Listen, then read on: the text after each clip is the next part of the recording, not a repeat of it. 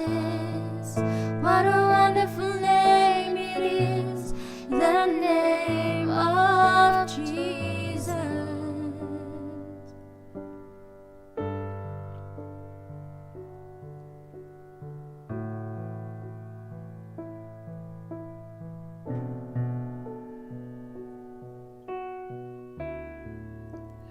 Death could not hold you, the veil tore before you. You silenced the boast of sin and grave. The heavens are roaring the praise of your glory, for you were raised to life again. You have no rival, you have no equal, now and forever, God, you reign. Yours is the kingdom, yours is the glory, yours is the name above all names. What a powerful name it is, what a powerful name it is, the name of Jesus Christ, my King. What a powerful name it is, nothing can stand against. What a powerful name it is, the name of Jesus. What a powerful name it is, the name of Jesus. What a powerful name it is, the name of Jesus.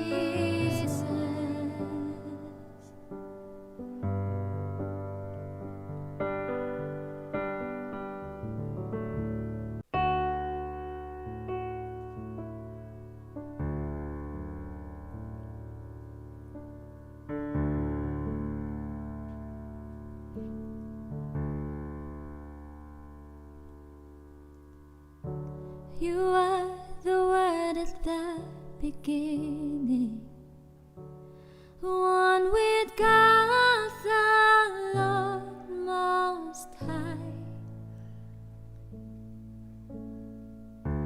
Your hidden glory in creation, now revealed in you are Christ.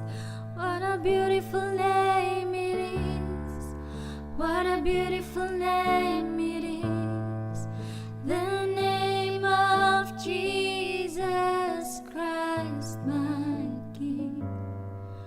What a beautiful name it is, nothing compares to this.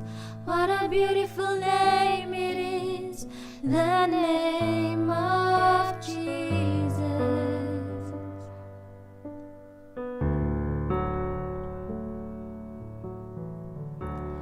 You didn't want heaven without us, so Jesus, you brought heaven down.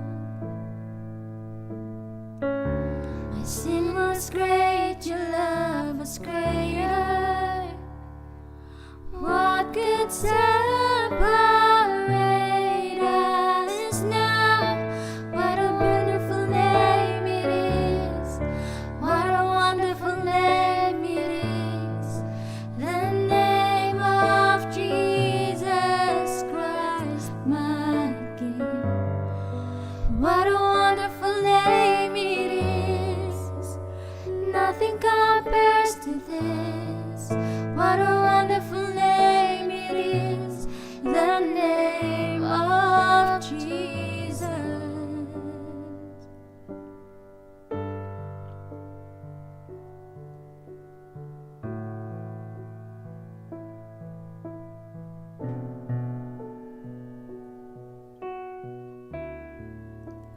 Death could not hold you, the veil tore before you.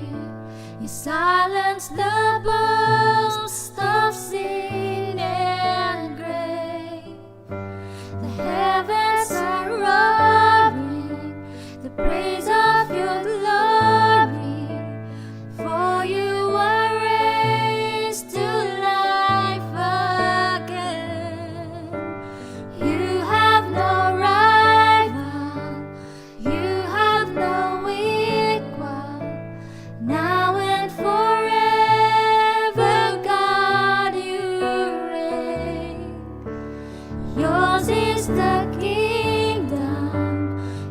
Yours is the glory, yours is the name above all names.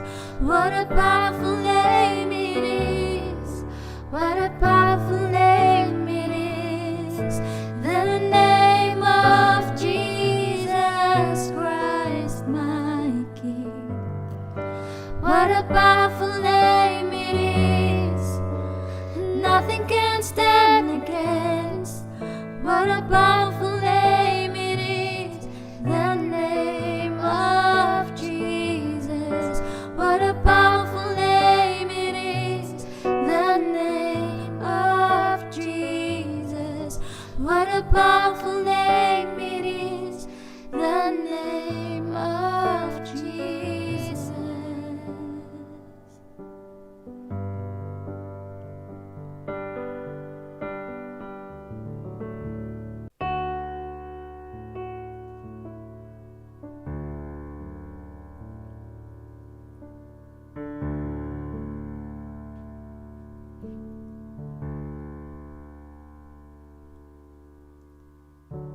You are the Word at the beginning, one with God the Lord Most High. Your hidden glory in creation, now revealed in you are Christ. What a beautiful name it is, what a beautiful name it is, the name of Jesus Christ my King. What a beautiful name it is, nothing compares to this. What a beautiful name it is, the name of Jesus.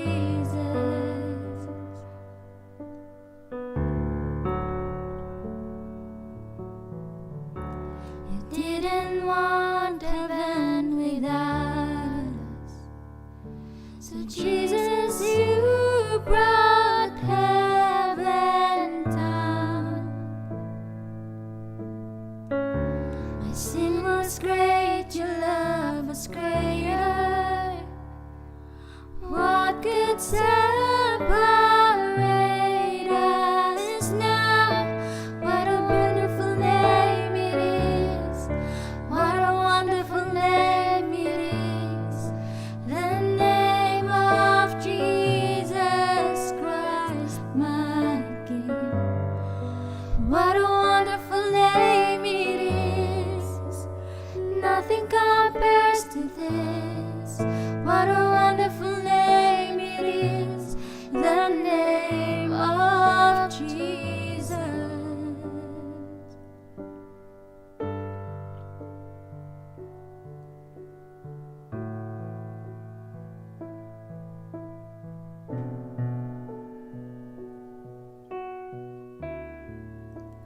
Death could not hold you, the veil tore before you.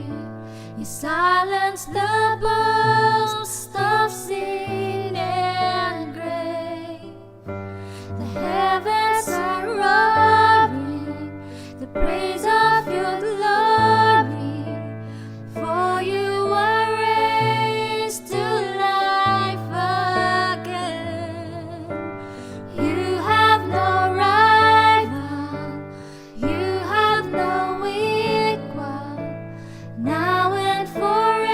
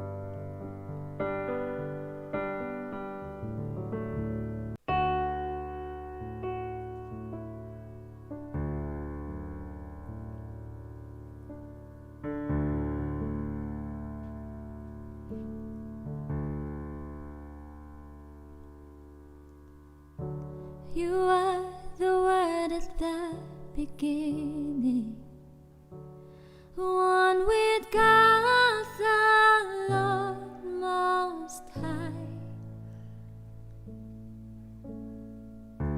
Your hidden glory in creation, now revealed in you are Christ. What a beautiful name it is. What a beautiful name it is. The name of Jesus Christ, my King. What a beautiful name it is. Nothing compares to this. What a beautiful name it is. The name of Jesus.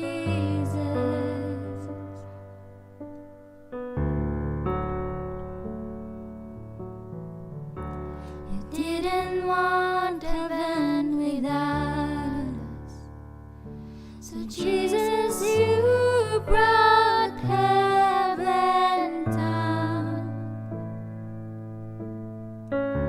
My sin was great, your love was greater. What could separate us now? What a wonderful name it is. What a wonderful name it is. The name of Jesus Christ, my King. What a wonderful name it is. Nothing compares to this. What a wonderful name it is. The name of Jesus.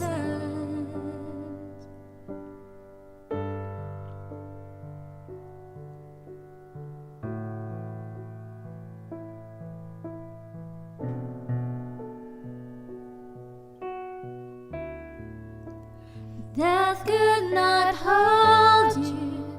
The veil tore before you. You silenced the boast of sin and grave. The heavens are roaring the praise of your glory. For you were raised to life again.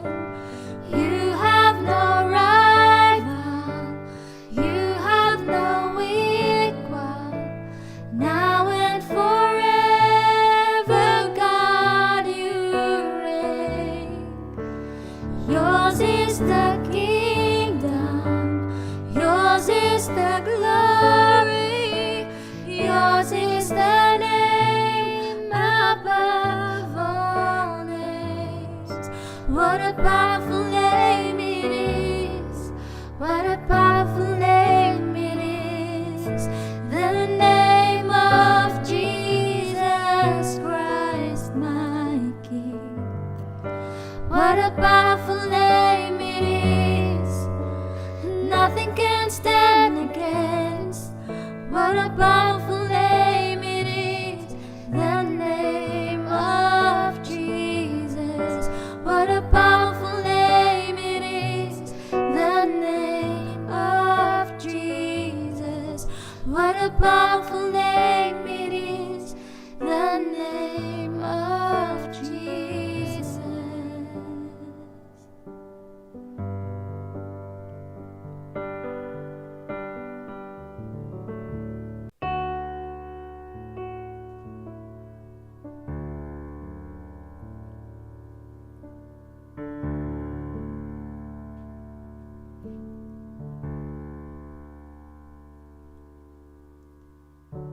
You are the Word at the beginning, one with God the Lord Most High.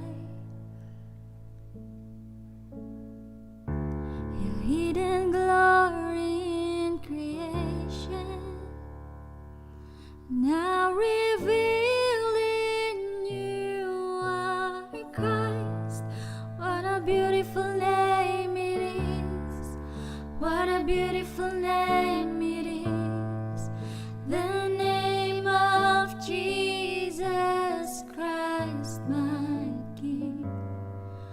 What a beautiful name it is. Nothing compares to this. What a beautiful name it is. The name of Jesus.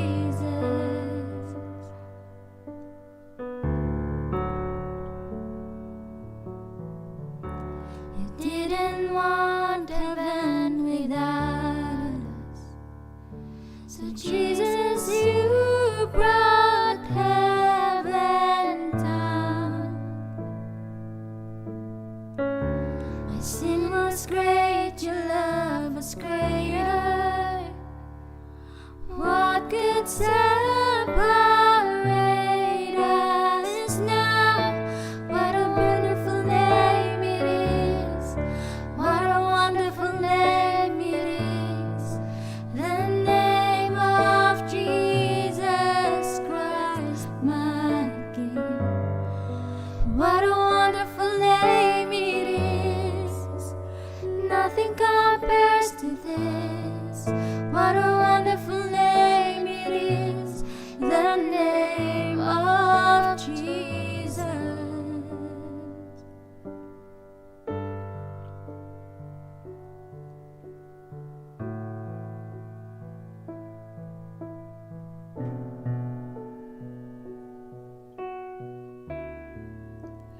Death could not hold you. The veil tore before you.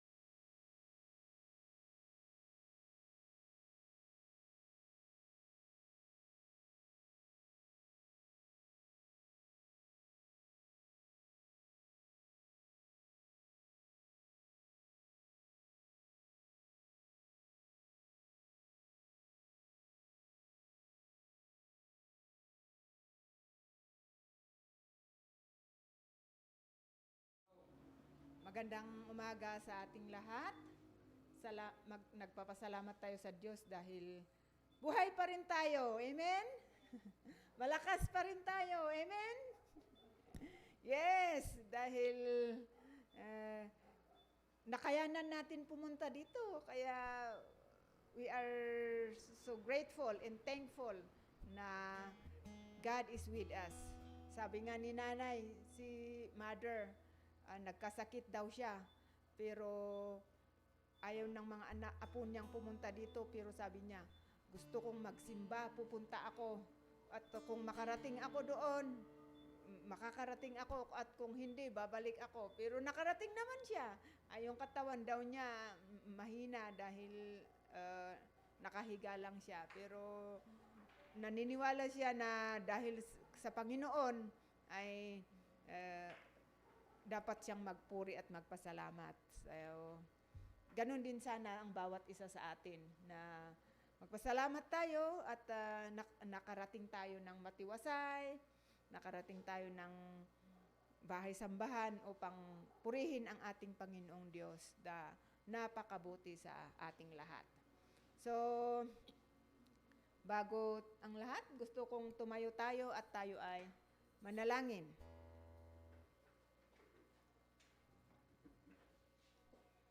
Okay.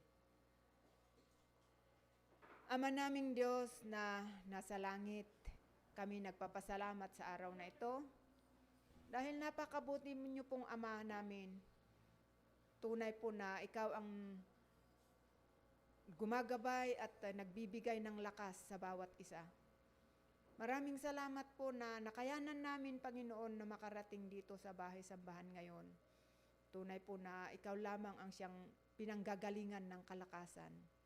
At dalangin po namin na sa aming pag-worship sa iyo sa umagang ito ay i-bless niyo po ang bawat isa.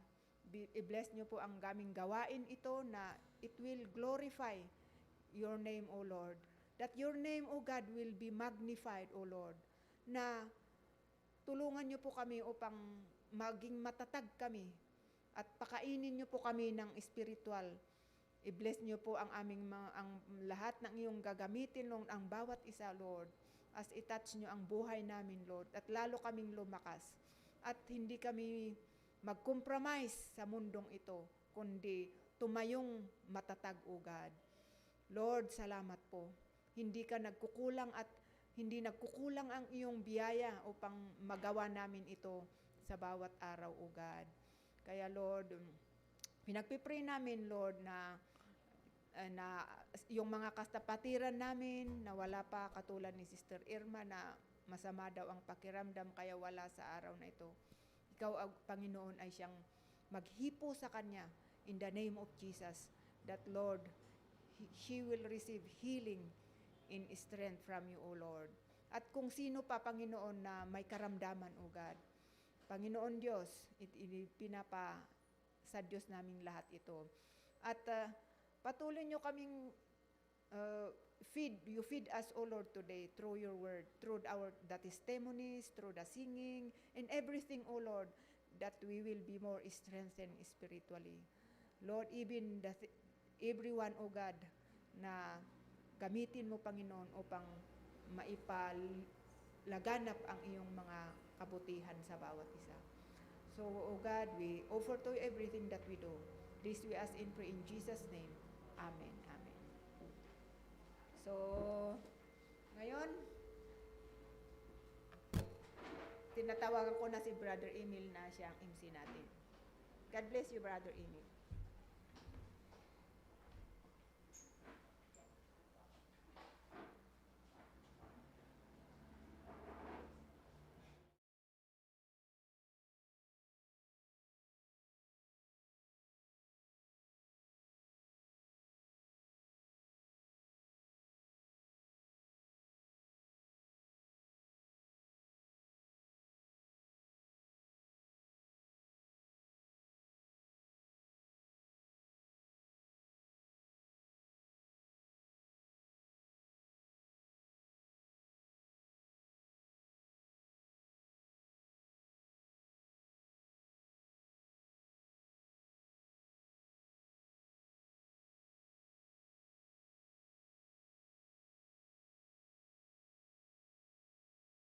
Sa ating lahat,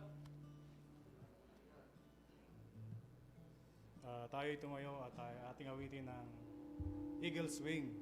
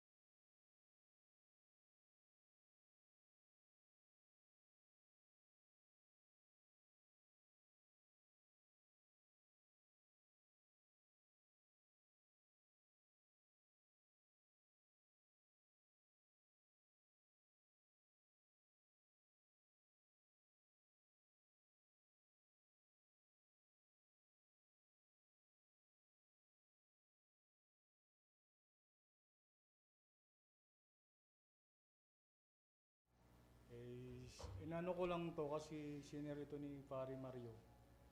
Yung ina, sinabihin lang yung anak, nagalit yung anak, pinagsasampal niya yung ina niya. Sabi niya is, naiirita na ako sa boses mo, kanang maingay. Diba? Tapos wala akong comment doon na nabasa na yan kasi mga nanay, madaldal. Kaya nagagalit yung mga anak. Wala. Puro batikos doon sa anak na ginawa niya ng ganun. Mayroon nag-comment na wala kang utang na loob, sabi. Biro mo, nung maliit ka pa, alagaan ka nila, hindi ka nila malamukan, ay pag nagano ka, ay alagaan kang ganun ang mga comment. Kaya nakakalungkot na yung panahon natin na ganun nga ang nangyayari, na yung mga anak medyo siguro sa gawa ng iba ng takbo ng panahon natin. Kaya bilang isang magulang, dahil mahal natin ang ating mga anak, hindi naman natin kaya silang sumbatan na sasabihin natin, wala kang karapatan na saktan ako, magsagot-sagot sa akin. Sapagkat hindi ka cute. Diba? Di natin pwedeng sabihin ng ganun sa ating mga anak. Mukha kang Dodi. Mayroon bang magulang na sabihin ng anak niya ay mukha kang Dodi? Wala, di ba? Dahil mahal natin yung mga anak natin. Ang ating sagot o anong mangyayari sa atin?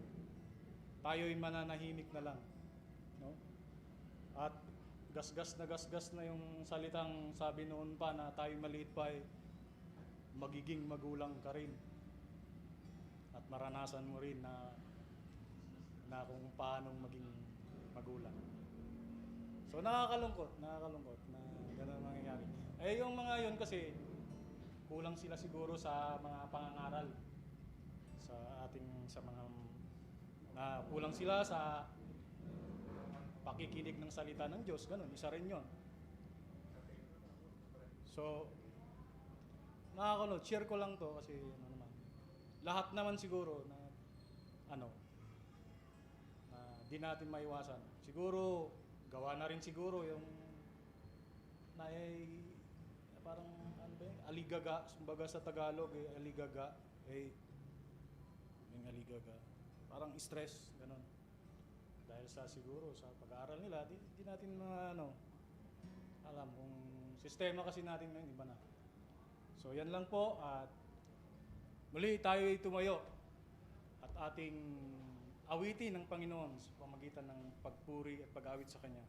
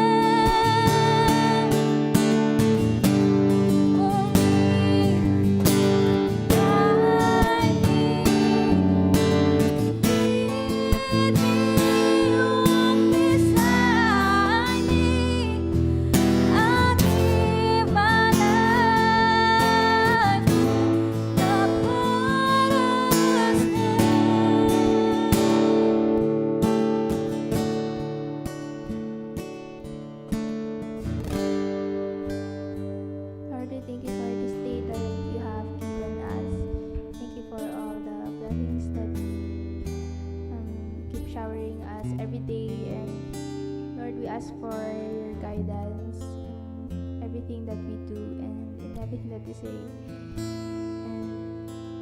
And patubayan niyo po kami sa lahat ng ginagawa namin, na maging wise po kaming tao sa lahat ng actions namin and para maging blessing po sa iba.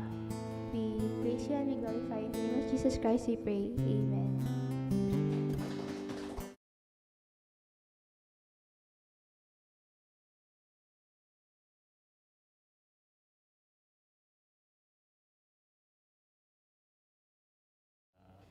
Panginoon. So, ihanda na natin nating sarili upang makinig ng banal na salita. At tatawagin ko ang ating mahal na pastor, Pastor David.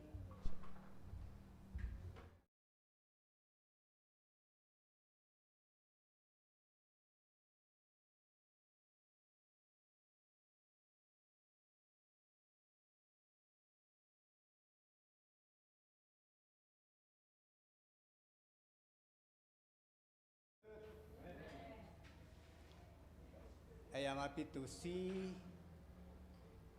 Carmela back, Nana Estela back.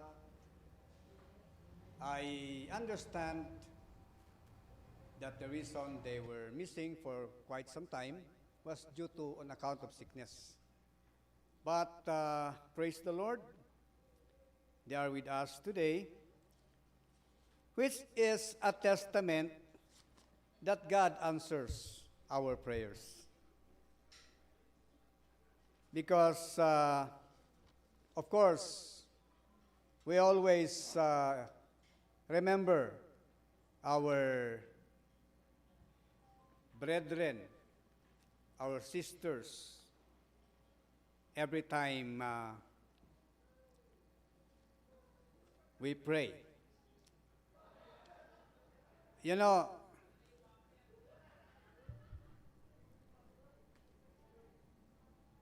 if we really entrust our lives to the Lord, just like what the last song says, God actually has the power to turn around the situation. For your information, according to science, all viruses, all pandemics that came in the history of the world disappears in 2 years. So let us hope and pray that March next year, this so-called pandemic is going to end. Because so far, because you know this coronavirus, this is not the first actually that came into this world. There were others. As a matter of fact, the what you call one, this plague that came in the past was actually deadlier than this one. Anyway, our message today is found in Luke chapter 12, starting from verse 13 down to 21. What is this all about? Well, the Lord Jesus addressed one negative value that is found in man. Because this parable was shared by the Lord Jesus Christ after one person approached him. In verse 13, he said, it says, and one of the company said unto him, Master, speak to my brother, that he divide the inheritance with me. And he said unto him, Man, who made me a judge or a divider over you? And then verse 15, Jesus said unto them, Take heed and beware of covetousness, for a man's life consisted not in the abundance of the things which he possesses. Now, obviously, this man who approached Jesus Christ was somebody covetous, greedy. You know, in Israel, the inheritance goes to the eldest double time or twice. So, if let's say, if the property to be divided would mean all the children will get at least 1 hectare, the eldest will get 2. Now, this one person here, obviously, is not the eldest. However, he wants that his brother, the eldest, would equally share with him. In other words, this person wants to get something that he is not entitled to.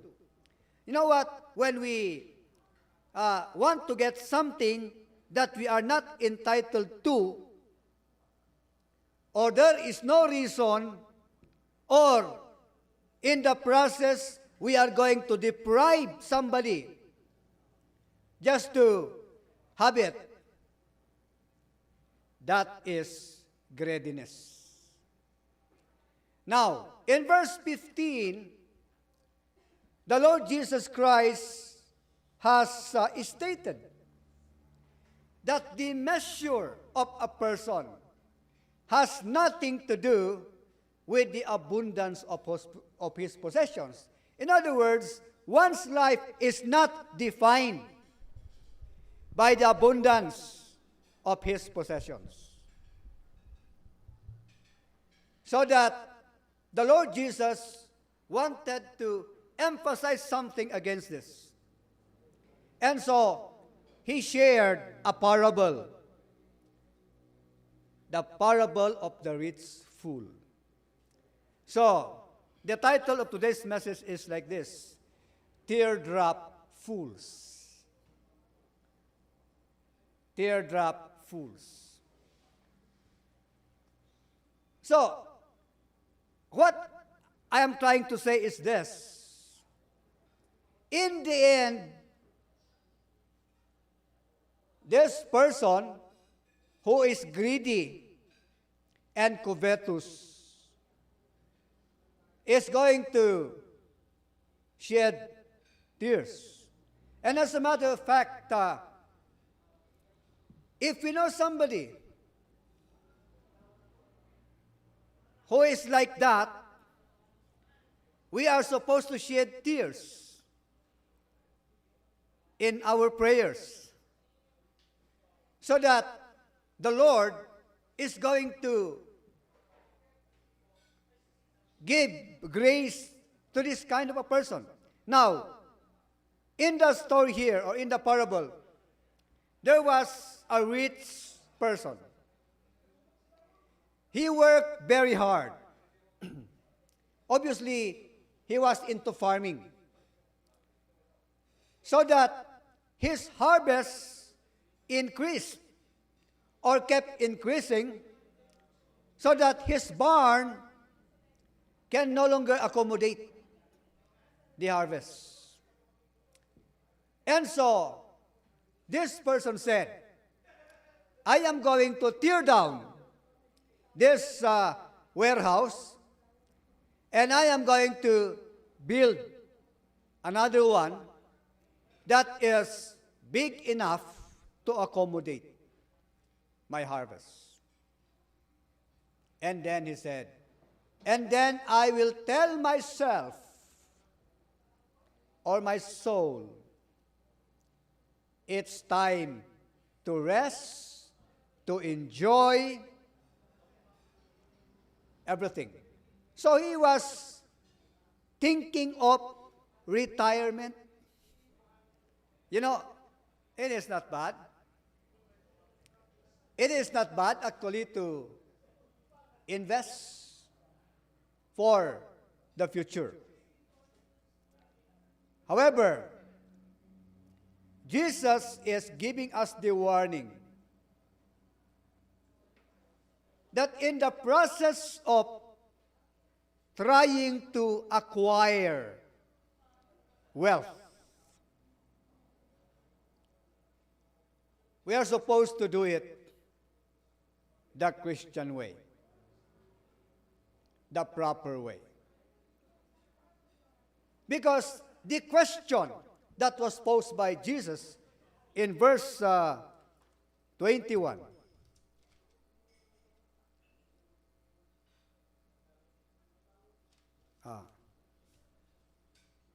in verse 20, for God said unto him, thou fool, this night thy soul shall be required of thee. Then whose shall those things be which thou hast provided? So, the author of life told this person, tonight I will require your life. The question is, who will now enjoy the fruits of your labor? You know, it is actually foolishness to be investing our health in order to acquire wealth. And in the process, we are going to spend our wealth in order to regain our health. Is that not foolishness, pure and simple?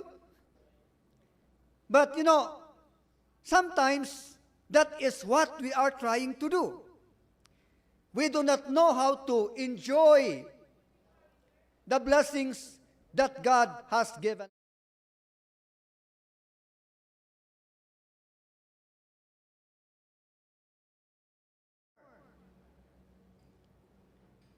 And we will make the nighttime into daytime. Or there is no time that is allotted for us to take a rest. And worse, there is no time for God. Obviously, that has been the life of this rich person. I remember somebody said, wealth or the accumulation of wealth does not actually change a person. Di ba, may narinig tayo na dati yan, kakilala ko yan, kaibigan ko yan dati. Pero ngayon, dahil yumaman, nagbago na. Hindi na ako kilala. Sa totoo lang, hindi yun nagbago. Ganun talaga siya. Kaya lang, dahil yumaman na nga, yun nga, sabi nga, wealth will not change a person, but will simply magnify kung ano talagang klaseng tao siya. Noon kasi, hindi kanya ginaganyan kasi pareho lang kayo. Di ba? Kaya lang, ngayon na yumaman na siya, lumabas yung totoong yabang. In other words, hindi siya yumabang dahil yumaman. Dating mayabang yun. Kaya lang, na-magnify, lalo siyang yumabang. Eh siyempre, sabi niya, maipagmamayabang na. Anong sabi mo, Sister Malu? Uyaw, bawasan yung, yung yabang para hindi lumaki yung utang, something, parang ganon.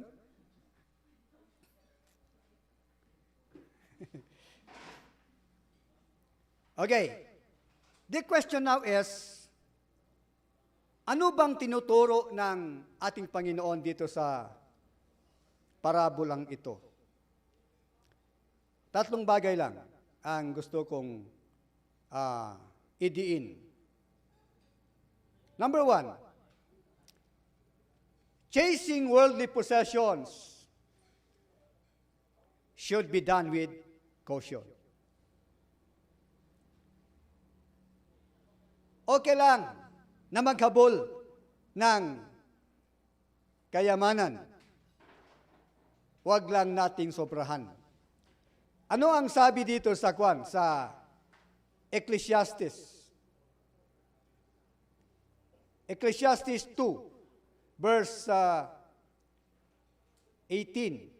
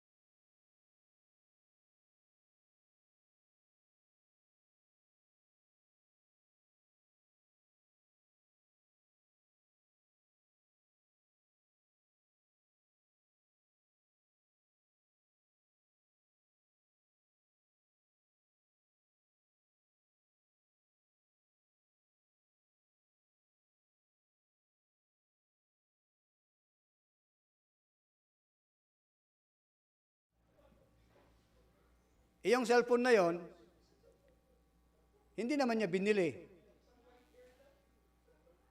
Binigay lang. Binigay ng kamag-anak sa magulang niya, yung magulang binigay doon sa anak. Tapos, binenta lang ng mura. Biruin mo yan. So, this is what I'm saying. That's why we have to do it with caution. Let us remember God. Huwag nating isapuwera ang Panginoon. Sa totoo lang, dapat siya ang priority. Siya ang mauna. Because look,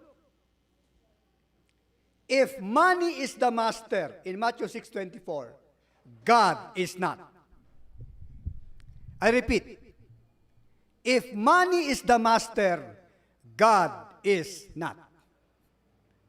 Kung ang buhay natin ay umiikot na lang sa hangarin natin na magkapera ng magkapera ng magkapera ng magkapera, pera ang ating Panginoon.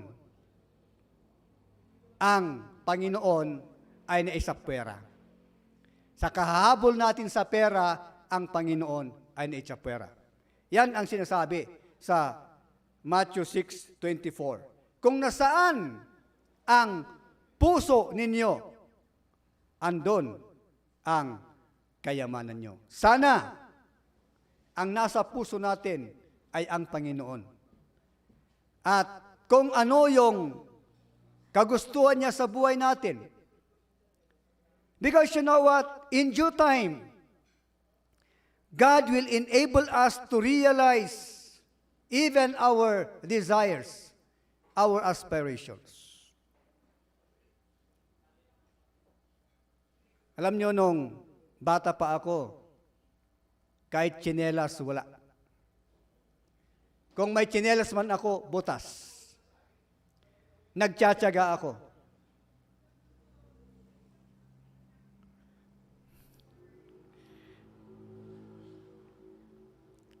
Pero ngayon, nakakasapatos naman ako. Okay? So, you see, God is never late. Hindi ako binigyan ng sapatos na ganito nung bata ako. Hindi naman pwede doon eh. Puro putik yun eh. Kaya, it's either wala akong tsinelas or butas. Second, we are blessed. Listen, we are blessed not to hoard the wealth to ourselves. That was the problem with this rich fool.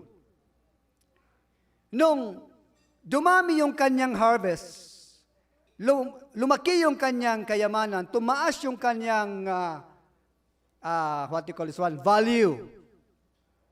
Anong inisip niya?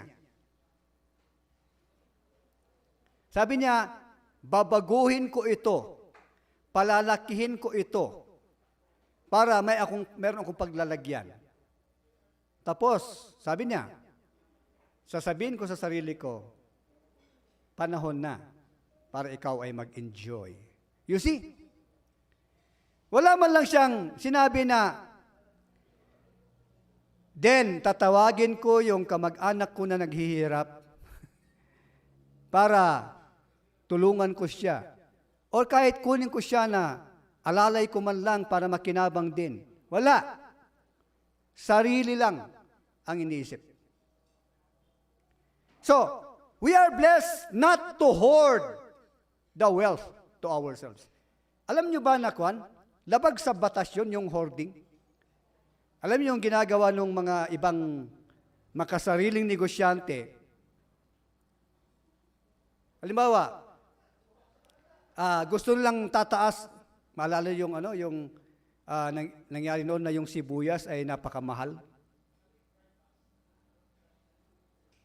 Hindi dahil kulang. Yung mga negosyante tinatago. Ang nakakatawa nga niyan, pati sili. Sili one time, 1,000 yung 1 kilo ba yun? Grabe. Samantalang pinupulot lang namin sa Apayaw yan, sa Kalingga. Tapos 1,000 yung 1 kilo. Ang nagtatanim ng sili doon sa amin, mga ibon lang. Yung mga siling labuyo. Okay. We're not supposed to hoard. Just a simple analogy. Halimbawa, may maraming masasarap na pagkain. Tapos sabi mo, tabi kayo dyan. Ako lang ang kakain nito. Malamang, yung taong yun, pagkatapos niyang ubusin lahat yung pagkain sa lamesa, kung hindi sa ospital ang bagsak nun, sa simenteryo. You see? Tapos malamang, kung namatay yun at lalamayan, walang pupunta. So, we are blessed not to hoard. Rather, when our wealth increase, let us take note, our God should be pleased. Pag tumaas yung value natin, yung kayamanan natin, dumami yung pag-ari natin, dapat ang number one, ang numero uno na natutuwa ay walang iba kundi ang ating Panginoon. Psalm 62, verse 10. Tignan natin ang sabi ng salmista.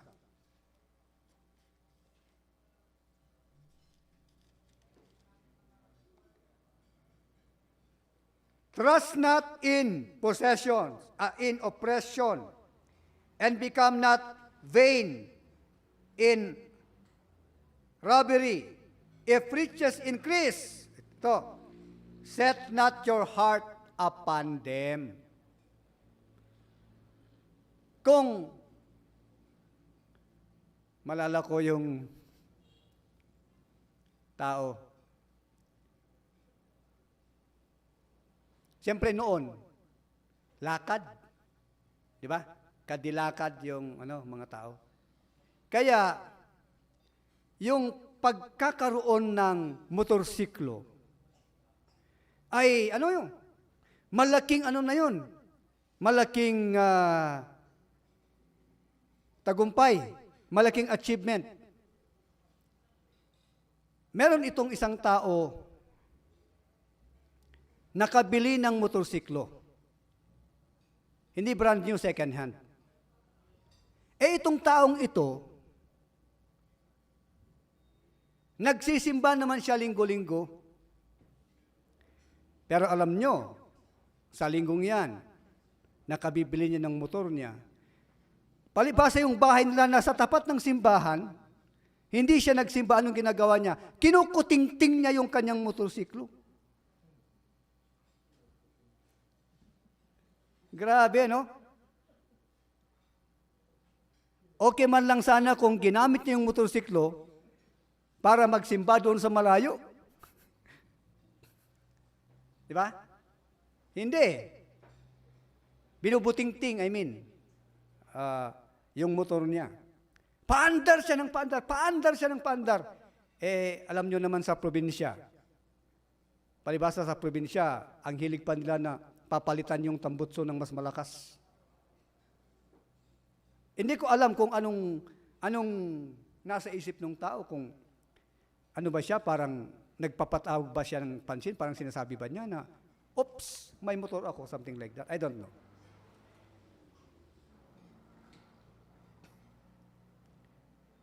Now, in Proverbs chapter 11, verse 24,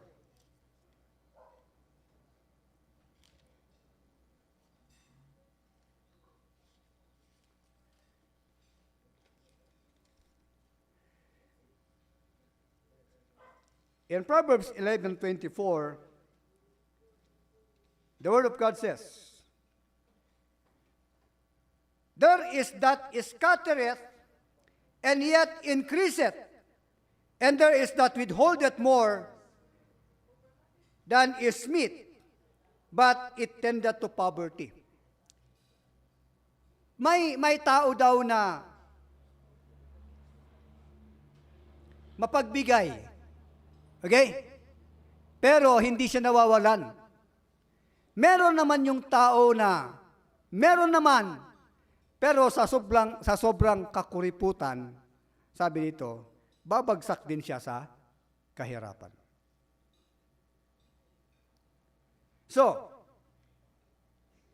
being kinder makes one richer. Kasi nga, hindi lang tayo ang masaya, pati rin yung iba. Di ba, kadalasan yung narinig natin, sabi nila, ang yaman-yaman yan, pero wala kang maasahan dyan. Sa totoo lang.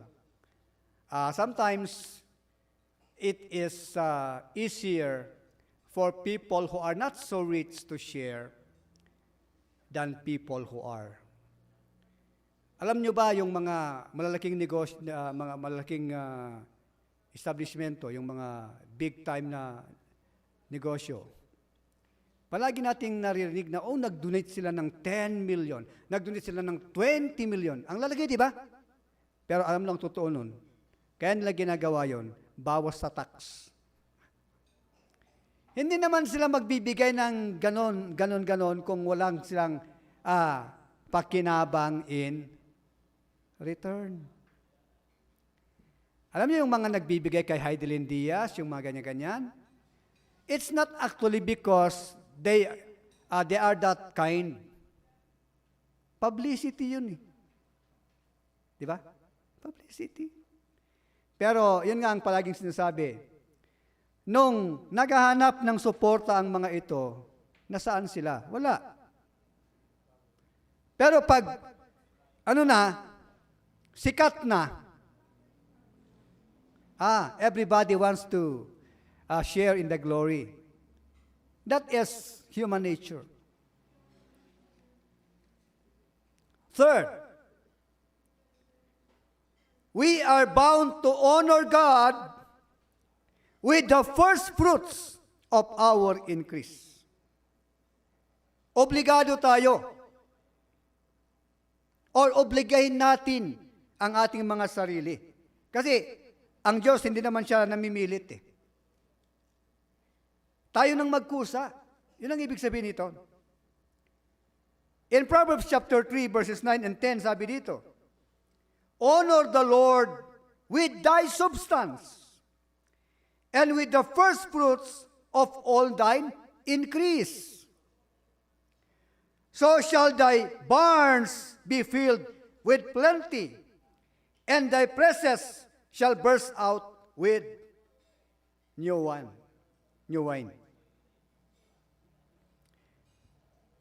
So yun dapat ang attitude na bigyan natin ang Diyos ng papuri. That is recognizing. Because in reality, kahit sabihin natin na we were able to acquire these things through our hard work, ang tanong, sinong nagbigay ng kalakasan sa iyo? Sinong nagbigay ng oportunidad sa iyo? Kasi kung kalakasan lang, hindi naman lahat ng malalakas ay kagaya mo. Or abilidad lang. Ganon din. Kasi maraming mga tao na malakas, maabilidad in everything, but the opportunity is absent. Yung pagkakataon ay wala. Yung iba naman, may pagkakataon, wala namang kakayahan. So you see? So what I'm trying to say is this. People are supposed to realize na lahat ay dahil sa Panginoon. Yung pinakamagandang attitude is this. Everything that we are able to acquire, everything na meron tayo, we should look at ourselves as mere stewards of the blessings that came from God. Para maiwasan yung kaisipan na dahil sa kagalingan natin or something, because it is the Lord. Dito sa 2 Corinthians chapter 9, the Apostle Paul has summarized it here. Let me read it to you. Starting from verse 6, sabi niya, but this I say, he which soweth sparingly shall reap also sparingly. And he which soweth bountifully shall reap also bountifully. Every man according as he purposeth in his heart, so let him give, not grudgingly or of necessity. For God loveth a cheerful giver. And God is able to make all grace abound toward you, that ye always, having all sufficiency in all things, may abound to every good works. As it is written, He hath dispersed abroad, He hath given to the poor, His righteousness remaineth forever. Now we that ministereth seed to the sower, both minister bread for your food, and make and multiply your seed sown, and increase the fruits of your righteousness, being enriched in everything to all bountifulness which cometh through us, thanksgiving to God. For the administration of the service not only supplieth the want of the saints, but is abundant also by many thanksgiving unto God. Whilst by the experiment of the ministrations they glorify God for your professed subjection unto the gospel of Christ, and for your liberal distribution unto them and unto all men. And by their prayer for you, which long after you, for the exceeding grace of God in you, thanks be unto God for His unspeakable gift. Ilang beses bang naulit yung thanks be to God? Okay? So,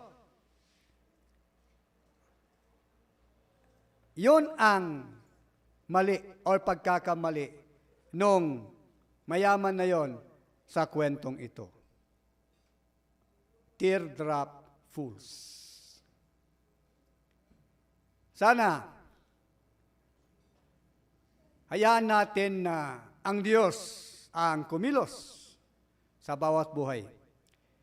Lahat po tayo may mga pangarap, lahat po tayo ay nagsusumikap. Kung tingnan nga natin ang ating mga sarili, makikita natin yung biyaya na kaloob ng Diyos. Kasi, look, hindi man tayo nakatapos ng pag-aral, di ba? Pero, napatapos natin mga anak natin. Kahit man sabihin natin na ngayon ay wala tayong sariling bahay or something. But then, the necessities of life are there. At paminsan-minsan may luxury pa. You know, to be honest with you, simple lang naman ang pangarap ko. Dahil kahit teacher ako, in reality, yung sahod ko bilang teacher ay hindi niya kayang magpatayo ng bahay. Okay? Kaya lang, my prayer is this. Sana man lang, bago ako magretiro, meaning 4 na taon pa, I'm already 56, ay magkakaroon kami ng bahay. Kahit ano lang, kahit simple lang. Of course, at the back of my mind, nangangarap din ako na sana magkaroon din ako ng sasakyan. Okay? Hindi ko lang sinasabi sa asawa ko. And, lo and behold, at the age of 56, God is showing me that this will soon be realized. And mind you, teacher pa rin ako. Hindi naman ako nagdagdag ng trabaho, wala naman akong negosyo or something. But then, the Lord made it possible. You see? That is why God knows kung ano yung pangangailangan natin. And I would say, in the right time, kasi hindi naman, alam nyo, ang mga tao, very frustrated sila. Sabi nila, Panginoon, kailangan ko ng ganito, ngayon na! Tapos sasabi nila, faith daw yun, faith. Ay, hindi ko yun alam. Ano yan? Dinidiktahan mo ang Diyos? You know, this week, yung mga nandun sa prayer meeting, alam nila to. Muntik-muntikan ako nung Thursday. Kung hindi nakialam ang Panginoon. Nakalunok ako ng buto.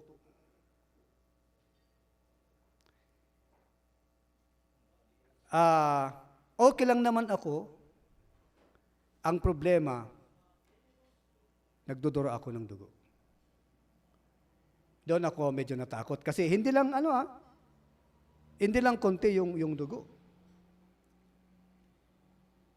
Anyway, to make the story short, Dale brought me to the hospital, sa SLU. Sabi doon sa triads, anong problema, sir? Sabi ko, nakalunok ako ng buto. Okay ka pa? Okay ka lang ba? Kaya mo pa ba? Mga ganun sila. So, pinapasok ako doon sa loob, doon sa emergency. Yung emergency, pinapunta ako doon sa yung mga clinic ng doktor sa baba. Wala namang doktor na ENT. Siyempre, ang titingin yung espesyalista. Wala. Bumalik ako, ang suggestion lang sa akin, BGH daw. Ayaw naman ni Del akong dalhin sa BGH. Dahil malapit lang naman sa Notre, dumaan kami doon. To make the story short, may doktor. Pinakita nung doktor, binidyo niya sa loob. Pinakita niya yung dalawang pwedeng pasukan. Sabi niya, pag dito pumasok yan, delikado. Iyon pala yung mga tapos kinukwento ni Del, may bata na nakalunok ng mani. Patay. Tinakbo sa ospital pero namatay. Kasi yung mani, doon nga pumasok. Yung may butas pala na papasok sa lungs. Pag yun ang pinasukan, yun ang delikado. Anyway, the Lord is good. Kaya nagpa-test ng kung ano-ano. Wala, hindi na nila makita yung buto. Ang nakikita lang yung mga sugat-sugat, yung dinaanan. So, ganun. What I'm saying is that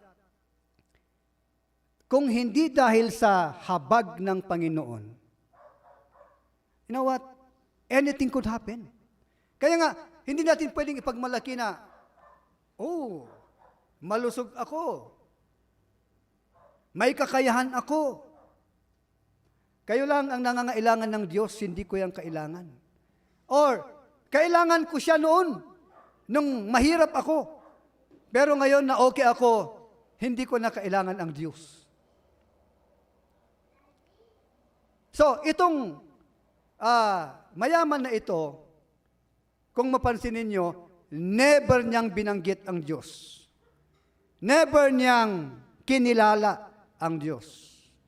But despite that, biniyayaan siya ng Diyos. Ang kaso, yung biyaya, yun din ang dahilan kung bakit siya ay nawala. So, the point, My brothers and my sisters, the points are this. Chasing worldly possessions should be done with caution. We are blessed not to hoard the wealth to ourselves. And finally, we are bound to honor God with the first fruits of our increase. Let us always recognize Him. Kung isa-isay natin na bilangin yung biyaya ng Diyos, mahaba yung listahan. Kaya lang, ang tao kung minsan, anong binibilang? Yung mga kabiguan, di ba? Siyempre, kung kabiguan binibilang mo, magtatampo ka lang. Baka magalit ka pa sa Diyos.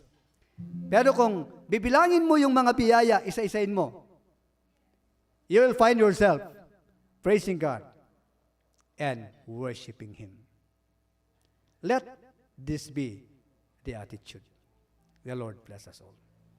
Good morning.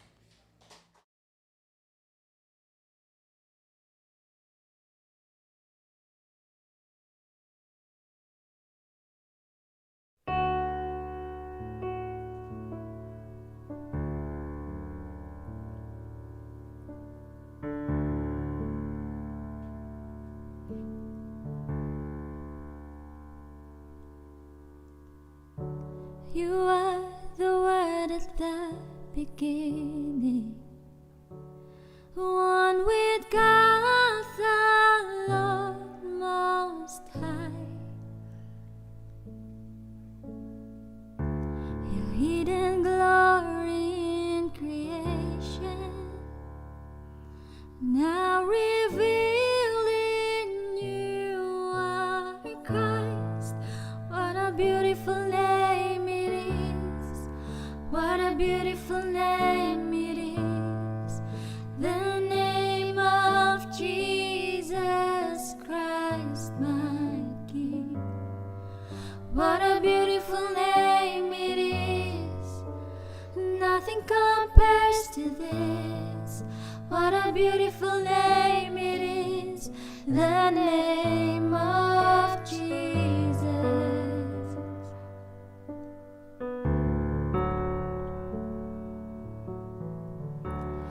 You didn't want heaven without us, so Jesus, you brought heaven down. My sin was great, your love was greater. What could separate us now? What a beautiful name it is. What a wonderful name it is. The name of Jesus Christ, my King. What a wonderful name it is. Nothing compares to this. What a wonderful name it is. The name of Jesus.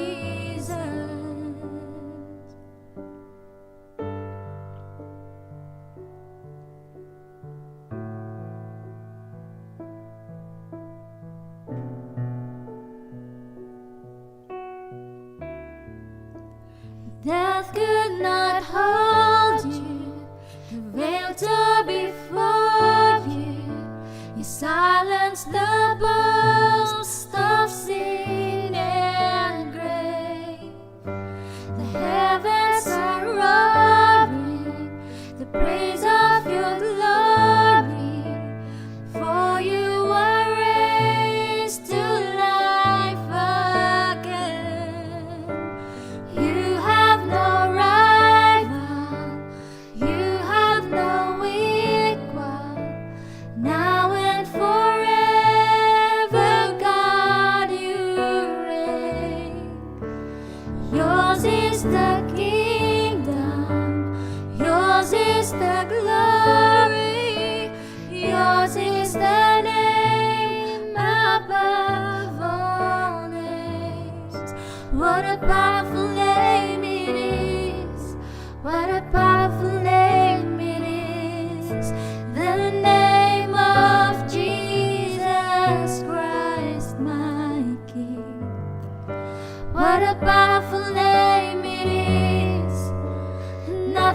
can stand against. What about